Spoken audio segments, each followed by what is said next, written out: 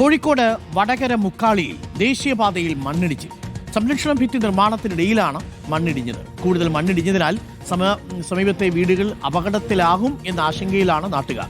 Sinoj Thomas ഉണ്ട്. സിനോജ്, എപ്പോഴാണ് ഈ മണ്ണിടിച്ചിൽ? തുടർന്നും മണ്ണിടിയാനുള്ള സാധ്യതയുണ്ടോ അവിടെ? Good morning Sinoj.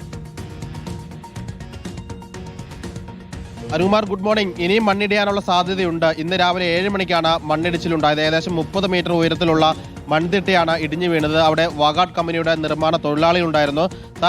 തലനാരി കഴിക്കാണ് വലിയ അപകടം ഒഴിവായത്. അതായത് കഴിഞ്ഞ മഴക്കാലത്ത്, അതായത് 1.5 വർഷം മുൻപുള്ള മഴക്കാലത്ത് ഈ മുക്കാളിൽ ഇപ്പോൾ മണ്ണിടിഞ്ഞതിന്റെ ഓപ്പോസിറ്റ് വലിയ രീതിയിൽ മണ്ണിടിച്ചിലുണ്ടായിരുന്നു. സോയിൽ നെയിലിംഗ് ആണ് നടത്തിയത്. നമ്മളുൾപ്പെടെ വലിയ വാർത്ത ചെയ്തിരുന്നു. വലിയ പ്രതിഷേധം ഉണ്ടായിരുന്നതിന് ശേഷം നിരന്തരമായ ചർച്ചകൾ നടത്തിയ ശേഷമാണ് അവിടെ കോൺക്രീറ്റ് വാൾ നിർമ്മിക്കാൻ വേണ്ടി തീരുമാനിച്ചത്. അങ്ങനെ റോഡിന്റെ ഇരുവശത്തും കോൺക്രീറ്റ് ഭിത്തി നിർമ്മിക്കുന്ന ഘട്ടത്തിലാണ് വീണ്ടും മണ്ണിടിച്ചിലുണ്ടായിരിക്കുന്നത്. ഇന്ന് രാവിലെ മണ്ണിടിഞ്ഞ സ്ഥലത്ത് കഴിഞ്ഞ മാസം 23-ാം തീയതിയും ചെറിയ തോതിൽ മണ്ണിടിച്ചിലുണ്ടായിരുന്നു. വൈദ്യുതി ലൈൻ ഉൾപ്പെടെ തകർന്നിട്ടുണ്ട്. ഈ മലയുടെ മുകളിൽ 3 വീടുകളുണ്ട്. ഈ 3 വീടുകളും അപകട ഭീഷണിയിലാണ്. അവിടേക്കുള്ള വഴി ഉൾപ്പെടെയാണ് നഷ്ടപ്പെട്ടിരിക്കുന്നത്. അതായത് നാട്ടുകാർ പറയുന്നത് അശാസ്ത്രീയമായി മണ്ണെടുത്തതാണ് മണ്ണിടിയാൻ കാരണം. അവിടുത്തെ മണ്ണിന്റെ പ്രത്യേകത എന്ന് പറഞ്ഞു കഴിഞ്ഞാൽ പിടുത്തമില്ലാത്ത മണ്ണാണ്, കല്ലുകളില്ലാത്ത മണ്ണാണ്.